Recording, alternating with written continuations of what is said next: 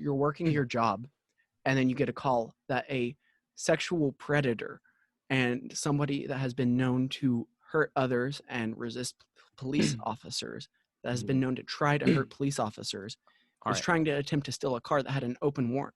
When you go into that situation, it's obviously justified to be more cautious and to be more willing to pull the trigger. Earlier this week, there was a man named Jacob Blake that was shot 7 times in the back by some police officers. I do think we will have some different thoughts on this, and so you guys are free to give your takes right now.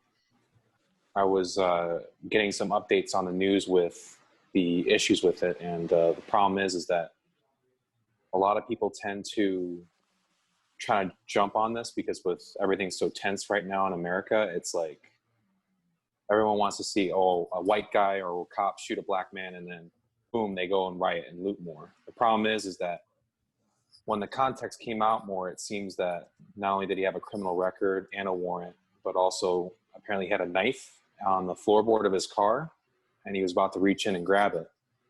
And it seemed like he was it could be possible that he was trying to threaten the police with a knife.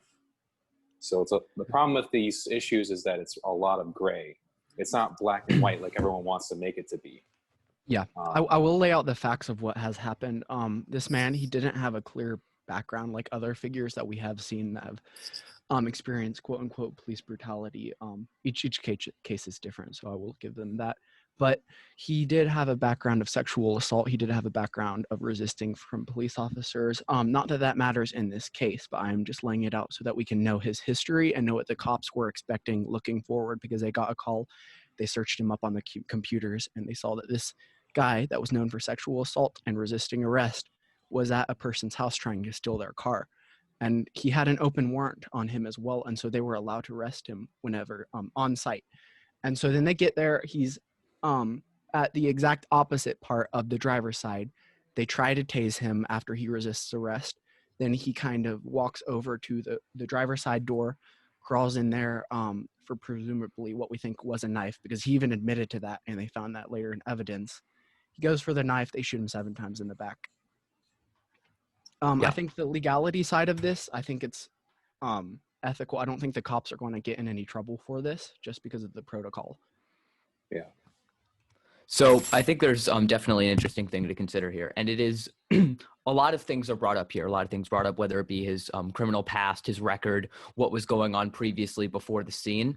I think that's important, but I don't think it's as relevant to what we're looking at here. If we're looking at someone who is moving over to their car, walking away from police officers, not directly at that time posing a threat, going up and going after him and then shooting him 7 times in the back is clearly excessive use of force. If we look at that from any sort of mandate within the Kenosha Police Department, I'm personally from Milwaukee, Wisconsin, so this is very close to where I am. If we look at this from a police standpoint, the protocol in which someone were to be going for a knife is not to come at them with a gun and shoot them. It is to step back.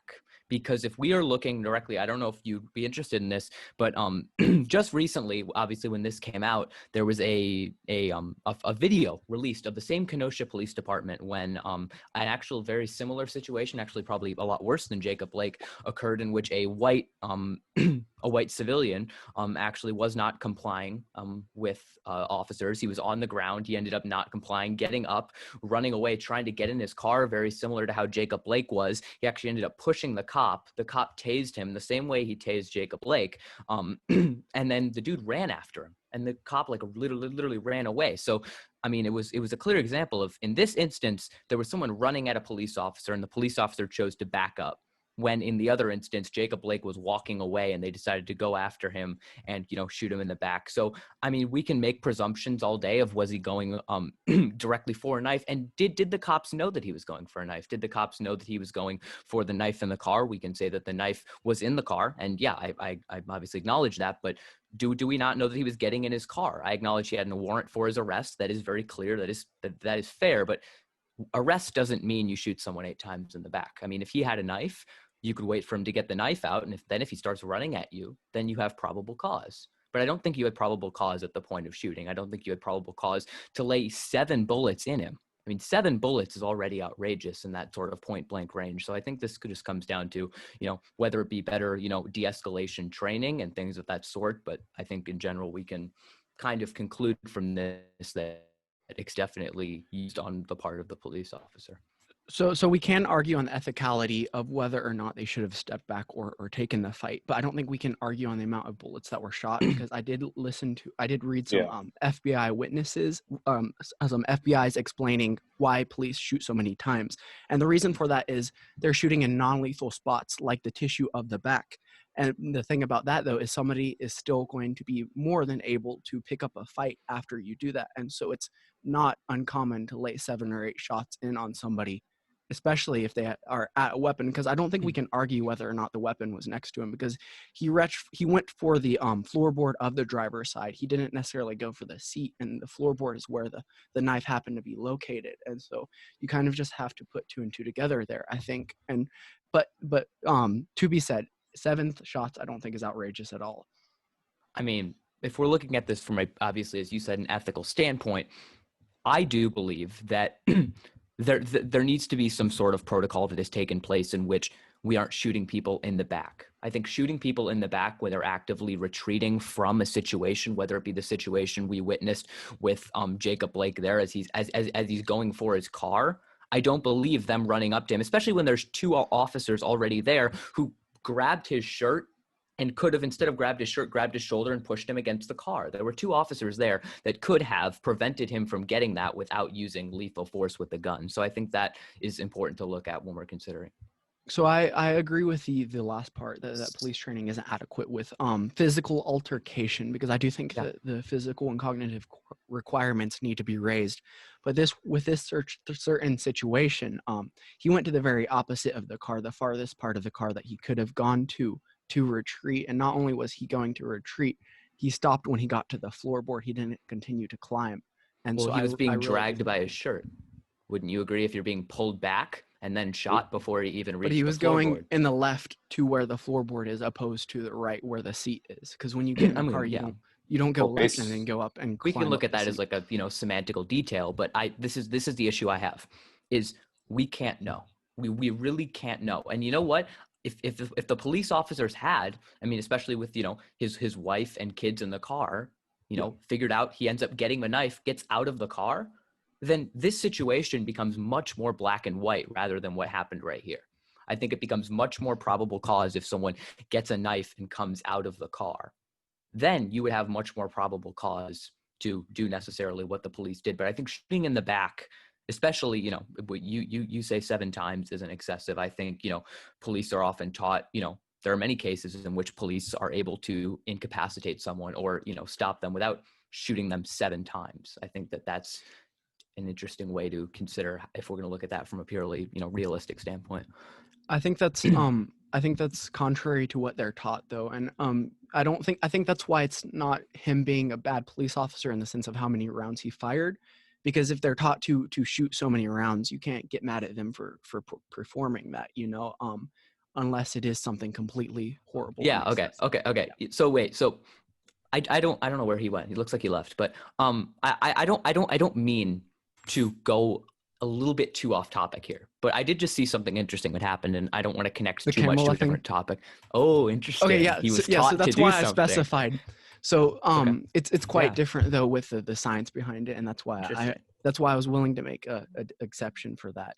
Yeah, because scientifically you have to lose 40 to 50% of the blood in your body to not be willing to put up a fight against somebody, according to the FBI. 40 to 50% of the blood in your body and willing to not put up a fight. I mean, not be able to put up a fight, according to. Well, then why are we able to tase people usually, and that works? Because there's electricity going through their body, incapacitating them in a different way. So then you don't need to lose 40 to 50. In terms of blood loss, you know what I'm saying? Like with a gun. Sorry about that. I kind of lost connection there for a minute. No, you're all good. No problem. Yeah. So I think that I think that we need to look at this from, a standpoint of what can we do? Because it seems like a lot of these, shootings and things continue to happen in a sense. And we can say, there are external variables and things that make these situations much more complicated, which I would agree. But there needs I think there's a wide spectrum between arresting someone and shooting them 8 times in the back. I think there's a wide spectrum of where certain actions are taken. The cop definitely used excessive force. Yeah. However, and the problem is, I think it sets a precedent for people to, although I do think, they did it wrong and he used excessive force, they need to, people really need to consider the facts before jumping to a conclusion regarding, a certain incident with police, because it led to more and more riots and more destruction of people and property. I mean, just look at I agree. I think that's two ways too, because I saw that a lot with conservatives with George Floyd, because a lot of people were saying we need context, which was obviously disgusting because we knew what was going on right when it happened, whether or not he had fentanyl on his system. George Floyd was murdered in cold blood. But with this, so we need to take a anthropological look at this, at the perspective of the officer. So you're working your job, and then you get a call that a sexual predator and somebody that has been known to hurt others and resist police officers, that has been known to try to hurt police officers, is trying to attempt to steal a car that had an open warrant. When you go into that situation, it's obviously justified to be more cautious and to be more willing to pull the trigger, because if I'm going into that situation, I'm thinking it's no skin off of his teeth to try and harm me. And so I'm going to have to worry about my safety as a person, as I've done this hundreds and thousands of times before, worrying about whether or not that he's trying to just put that knife there or actually pick it up and go after me. So the issue with this is we're making a lot of presumptions here. We're making a lot of presumptions based off of, this person did this in the past, therefore this is likely to happen in the future. You know what? I'm not even going to deny that that presumption makes logical sense. But does that justify your use of preemptive excessive force against someone? Are you able to do that? Or do you have to let a situation play out until you have probable cause? If you act too quick, you risk on doing things like this, which in my opinion, when someone is walking away from you, it is unjustified to shoot them. Even if you're a police officer, if they're walking away from you, even if he goes in to try to get a knife, I don't understand. Why would you not let him get the knife? And if that's what he chooses to do, get the knife out of the car and then starts walking back, then that is a much, more like definitive, yes, this is what we need to do. Because if you look at the situation, the only reason in that specific instance, Jacob Blake, you could argue, was posing a threat to the officer was because the officers were following him. They were following him around the car. The only reason was because they were there. If they had just backed up, saw what he was doing, he gets the knife out of the car, and then if they want to shoot him, that would be, I still think there are better ways to handle a situation. But it's assuming that a knife isn't a gun, though. Because if you're specifically going for something in a compartment of your car, or not even a compartment in the floorboard of your car, that easily could have been a gun. As a police officer, you have to think, I don't know what he's going for, because it could have been nothing. Okay. And then that would be a completely different situation. Okay. But that's why I also think that I understand what you brought up with a knife protocol, but I think it's a little bit different here, because they didn't know that he was going for a knife. And so that's why they had to not get away from the distance, because it would have been an entirely different story had it been a gun, because then the other man could have lost his life. For sure. Okay. So I would be curious to know your reaction here. I don't know how, if we want to get to off topic, we talked about this. This was a thing that happened within Kenosha over, I think the past, I don't remember exactly when it started, but I'd be curious to see what your response to this in general is. This is a similar scenario. Let me know if you can't hear it or anything. Get off the ground! Put your feet, your hands, put your hands on your back now! Get on the ground! Get off the ground! Get off the ground! You have? Get on the ground! Get on the ground now! So wait for it. Dude, get on the ground! Get on the ground! Get on the ground! Watch, he tries to get in his car. Get on the ground!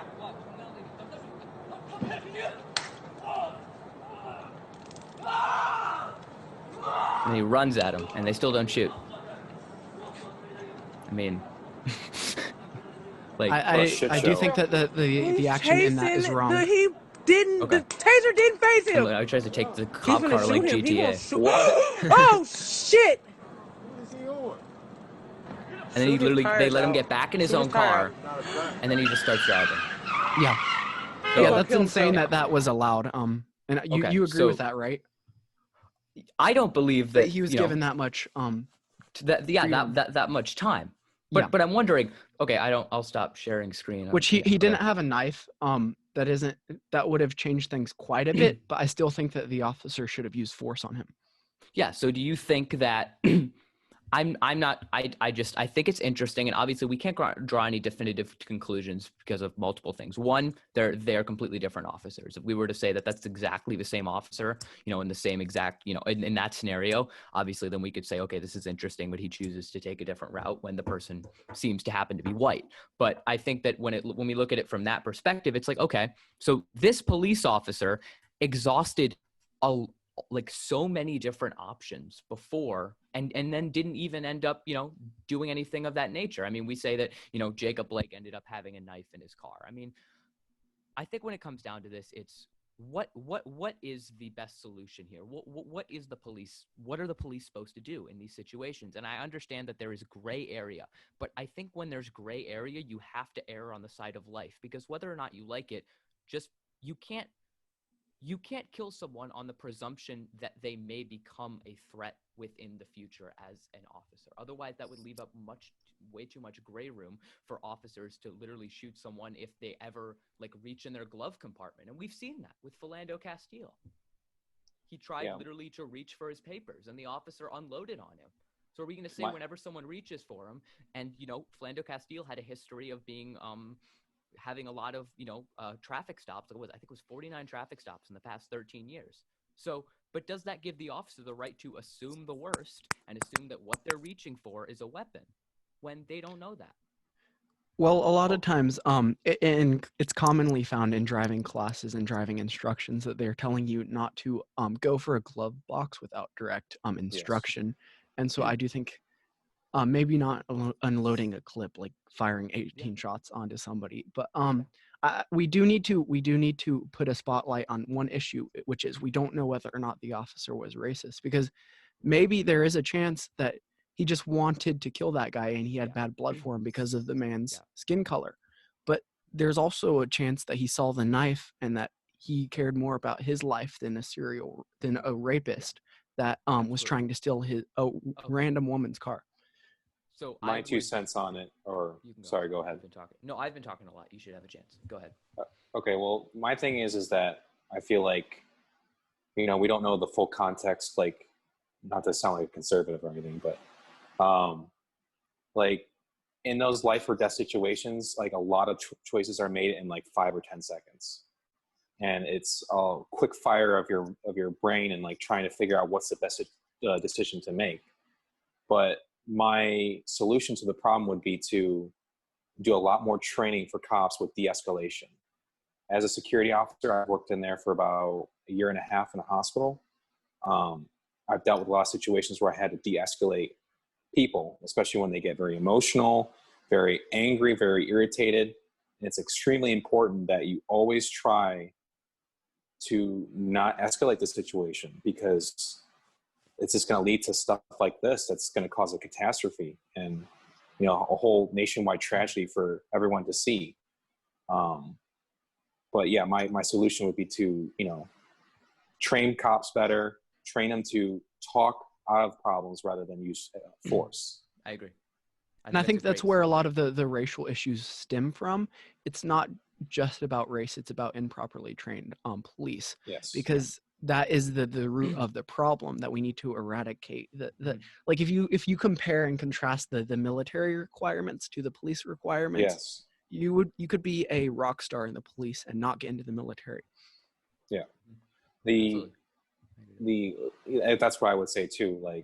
Just these people saying defund the police, right? It's I would say move the funds to different parts of the academy or the departments in the academies and train them better.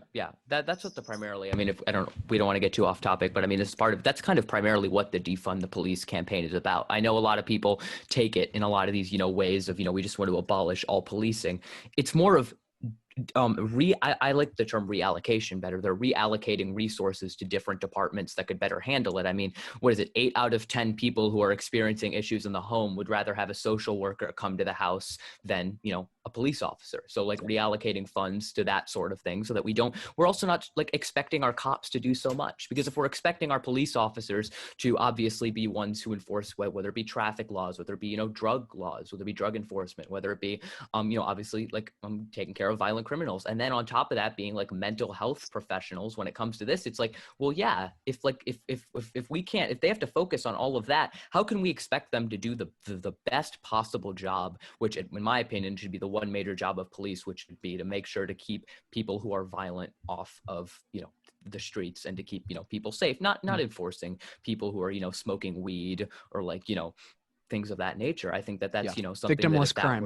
Victimless crime. Exactly. Absolutely. And I think that a lot of those can be, whether it be reallocated, even decriminalized, so that we're not dealing with like, the police. Instead, we're dealing with other, suits that, more effectively allow police officers to do their job better in this sort of realm.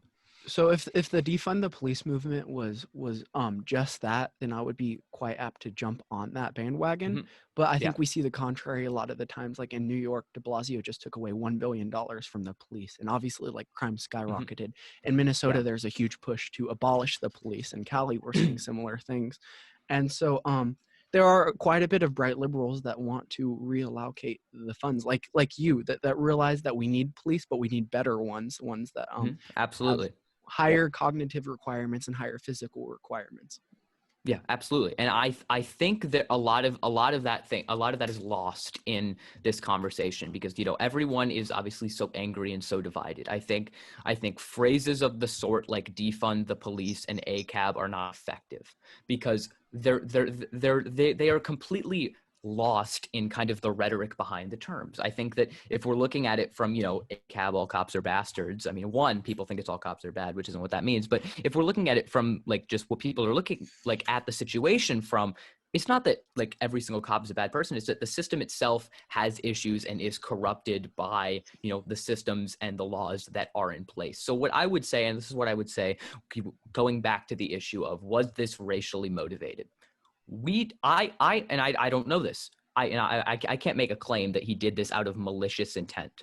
What I would say is there are certain biases within our law enforcement office, within our law enforcement department that have been seen by multiple FBI study reviews, that there are implicit biases within police officers that they will be more likely to view African Americans as more dangerous sorts of people. And that can be seen if you want to look at it through disproportionate rates of crime. I will acknowledge that African Americans do commit disproportionate rates, not to the 1350 level, people like to say, if we're looking at that from, if we're looking at it through exonerations in that sense. But yes, they do. So I think that I'm not going to say that this officer was inherently a racist person who had an intent. I think that being a product of a system that has for centuries focused policing on enforcing laws that were put in place in the past, and some of the effects still linger to disenfranchise African Americans, I think is a long process that takes a lot of reform. And simply screaming ACAB and defund the police and kill cops is not the way to solve that problem.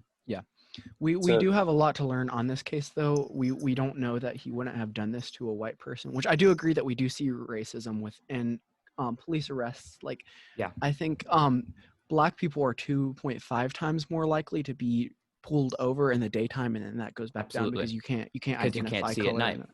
And so I do agree that, but once again, I think that's stemming from incorrect training, and that is quite a simple solution rather than just saying screw all police. For sure. I think the problem is that I was watching a video regarding how the internet has changed in terms of how we get our news. Have you ever heard of the Fourth Estate? Fourth Estate, not familiar. As far as mainstream like media, back in the old days where they would have, newspapers that would report the news of, politicians and what they were doing, they would make them accountable to what they were putting into law. Now that, a 24-hour news media coverage is more focused on, getting views on TV and also on, internet sites where they try to get clicks and clickbait, it causes it's more concerned about making money than actually saying, like, making the people educated and informed in terms of what's actually going on. And as that continues to go on, people tend to get misinformed and try to latch on to, like you said, all cops are bastards, and all sorts of other, one-liners, to instead of actually being educated and knowing what's really going on with the issues of, today with the United States and stuff. Yeah, I would agree. I think there's a lot more that can be done within the information system. I think there is always going to be, whether it be platforms that incentivize and foster this, sense of, easy, clickbait views, whether that be, obviously TikTok or other apps that show short clips to get that type of attention. But I think when we're looking at it from more of like, how can we foster a sense of better education? I think it just comes down to, one, simply just our education system. I mean, I don't want to get too devolved in that, but I mean, if we're looking at it from a sense of our education system being funded primarily through property taxes, and if the area is low income, they pay less property taxes, less funding for schools leads to less quality education and less people who are able to graduate high school, and then that fosters an environment which leads to not the ability to have a lot of the educational skills that help succeed and help our future generations succeed in the future. So I think that's probably one place to start. Yeah, I didn't mean to get you off topic. Well, my point is that it causes a lot of disinformation, and people become very emotional and radicalized by these ideas and not really understanding the real issues and how to solve these with correct solutions that will actually solve the problem. Yeah. Which I feel like that. Sorry, you can't completely blame those people as well, because when I remember when I first saw the George Floyd video, I was disgusted. Like my stomach was gone, and I was just angry and bitter. And so it is an emotionalized topic because it's life or death. Well, yeah. No, I understand, but I feel like that would be an important issue regarding fixing and trying to make sure people know what's really going on. A culture change. But I completely understand. Yeah.